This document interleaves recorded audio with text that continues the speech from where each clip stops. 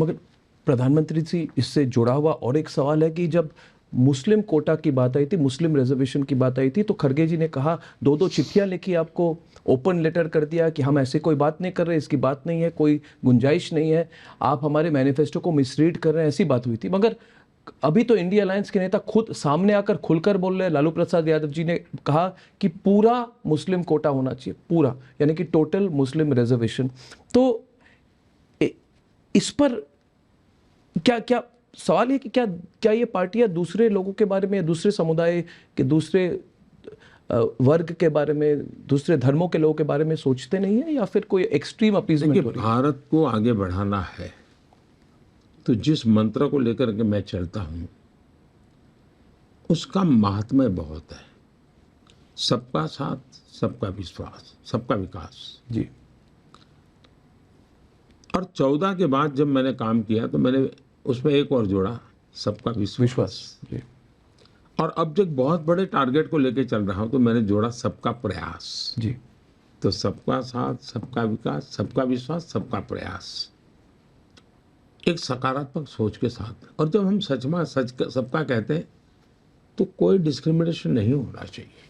सरकार के किसी भी काम में जाति, संप्रदाय, लिंग, इसके आधार पर, भूभाग के आधार पर डिस्क्रिमिनेशन नहीं होना चाहिए। हमारे देश में तो ज्योग्राफिकली भी डिस्क्रिमिनेशन की आदत बन गई। कुछ इलाके तो भाई निकम्मे हैं, छोड़ो। मैंने उसी को हाथ लगाया, मैंने कहा नहीं, कोई निकम्मा नहीं है, ये मेरे एस्पिरेशनल डिस्ट्रिक्ट्स हैं। और मैंने अच्छे से अच्छे अफसरों को लगाया, अच्छे रिसोर्सेज लगाए, तो आज देश के करीब 100 डिस्ट्रिक्ट राज्यों के अन्य डिस्ट्रिक्ट की बराबरी में आने लग गए। तो उनका एक कॉन्फिडेंस बन गया है। कोई मैंने ऐसे ब्लॉक देखे थे जहाँ दवाई की दुकान नहीं थी। कोई ब्लॉक ऐसा हो सकता है जहाँ दवाई की दुकान ना हो? तो मैं इन छोटी छोटी चीजें करते करते करते करते उसी प्रकार से समाज का है। आप सिर्फ वोट की राजनीति के लिए करते रहोगे कि भाई मुझे मुसलमानों का आरक्षण देना है, मुसलमानों को आरक्षण देना है। अब डॉक्टर मनमोहन सिंह जी ने जिस मीटिंग में बोला था, मैं वहां मौजूद था। आप थे। खुद ने कहा कि पहला अधिकार माइनॉरिटी का है। जब मैंने ये कहा तो ये लोग झूठ बोलने लगे, तो मैंने एक दूसरी वीडियो ला करके रख दी जिसमें प्रेस कॉन्फ्रेंस में कह रहे हैं कि हमारे। अब देखिए, उन्होंने, उनका ट्रैक रिकॉर्ड बोलता है, मैनिफेस्टो और ट्रैक रिकॉर्ड को साथ मिला करके देखना पड़ेगा। बिल्कुल। तो उनका ट्रैक रिकॉर्ड, उनका मैनिफेस्टो और उनके पब्लिक स्पीचेज, ये तीनों को अगर हम मिला करके देखेंगे तो फिर चित्र स्पष्ट होता है। कर्नाटका में उन्होंने रातों रात मुसलमानों को ओबीसी बना करके ओबीसी को जो आरक्षण मिलता था उसमें डाका डाल दिया। उन्होंने आंध्र में भी ये कोशिश की थी, उन्होंने आरक्षण के लिए, सुप्रीम कोर्ट ने मना किया, मगर बात गई थी। दूसरा, भारत के संविधान सभा ने 75 साल हो रहे संविधान के, बहुत विस्तार से चर्चा की है इस विषय में। पंडित नेहरू समेत सब लोगों ने इसका घोर विरोध किया है कि हमारे देश में धर्म के आधार पर आरक्षण नहीं हो सकता है।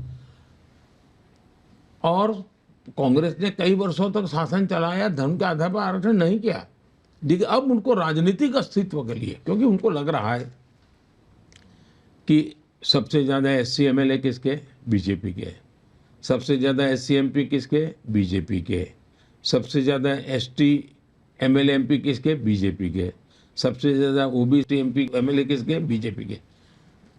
फिर मेरी गरीब कल्याण की योजना है, जो इन्होंने आज तक गरीबों को अंधेरे में रखा था, वो गरीब कल्याण की योजना गरीबों को लगा कि भाई देश का भला करने वाला एक आदमी काम कर रहा है, एक पार्टी काम कर रही है, तो उनकी जमीन खिसकने लगी।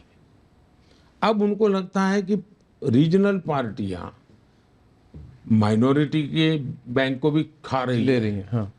तो वो, ये उनका हमला है रीजनल पार्टीज पे। कांग्रेस पार्टी प्रादेशिक पक्षों को मुस्लिम वोट बैंक के मालिक नहीं बनना देना चाहती, तो वो मुस्लिम वोट बैंक को मजबूत करने के लिए और ज़्यादा परोसना चाहती है, मुस्लिम वोट बैंक पर कब्जा करना चाहती है। और अपने जो रीजनल पार्टियां हैं, अब जैसे समाजवादी पार्टी, वो मानती है हम ही ठेकेदार हैं, मुस्लिम वोट के। हाँ, अब कांग्रेस ये कर करके खुद लेना चाहती है। तो इस चुनाव में कांग्रेस सीटें जीतने के लिए लड़ नहीं रही है। अब जैसे कल शरद पवार ने एक बयान दिया है, बड़ा इंटरेस्टिंग बयान है। बारामती के चुनाव संपन्न हुए और शरद राव ये कहे कि अब समय आ गया है कि रीजनल पार्टियों ने कांग्रेस के साथ मर्ज कर देना चाहिए, क्योंकि हमारी आइडियोलॉजी में ज़्यादा फर्क नहीं है। मतलब वो अस्तित्व इतना खो चुके हैं कि अब उनको कांग्रेस के सहारे जिए बिना कोई चारा नहीं है। इसका मतलब हुआ कि ये जो खेल चल रहा है वो ऑपोजिशन की स्पेस को कांग्रेस सबसे ज़्यादा एक्वायर करना चाहती है, और इसलिए इनका ये, और उसमें धर्म के आधार पर आरक्षण ये सबसे खतरनाक है जी। कोई देश ऐसे चल ही नहीं सकता है जी। होता क्या है जी, अगर मैं मुसलमान बोलूं तो मेरे देश के कुछ इकोसिस्टम टूर कहती है मोदी ने चुनाव में हिंदू मुसलमान क्यों लाया। हिंदू मुसलमान मोदी नहीं लाया है, आपके एक्शन में हिंदू मुसलमान है, तो मुझे देश के सामने आपको बेनकाब करना बहुत जरूरी है। It is my duty to educate the people, True. It is my duty to convey the people. उसको अगर कोई मुझ पर आरोप लगा कि मेरी भाषण कौन ले रहा है, मैंने न मुसलमान के खिलाफ कुछ बोला है, न मैंने इस्लाम के खिलाफ बोला है। मैं सेकुलरिज्म के नाम पर देश के ताने बाने को तोड़ने का जो प्रयास हो रहा है, चाहे चमड़ी के रंग पर हो, उपासना पद्धति पर हो, भाषा पर हो, ये मैं समझता हूँ कि नहीं चल सकता। और मैंने तो कल चुनौती दी है। जी। तमिलनाडु के हमारे नेता बहुत उछल उछल करके तमिल की बात करते हैं, डीएमके के। उनमें अगर हिम्मत हो तो कल के कांग्रेस के इस बयान के बाद अफ्रीकन कह दिया है उनको, उन्होंने 1 मिनट भी कांग्रेस के साथ समझौता नहीं रखना चाहिए। डीएमके ने कांग्रेस के साथ समझौता तोड़ देना चाहिए। करे खुल, अगर उनको तमिल स्वाभिमान की चिंता है तो इतना बड़ा अपमान किया है कांग्रेस ने, समझौता तोड़ दो। उनके एक प्रवक्ता ने कहा नहीं गलत समझा गया उनको। ये लिपापोती है, इतना बड़ा देश ऐसे गलती नहीं। और खुद कांग्रेस ने स्वीकार किया, तभी तो उनसे इस्तीफा मांग लिया। कांग्रेस ने खुद ने गलती नहीं मानी, कांग्रेस ने माना हाँ ये, मगर सैक नहीं किया। हाँ, सैक नहीं किया। ऐसा है कि ये उनकी कॉमन कोर कमेटी ने निर्णय की हुई चीज उन्होंने की है, लेकिन अब वो घड़ा उनके सर पे फोड़ने जा रहे हैं।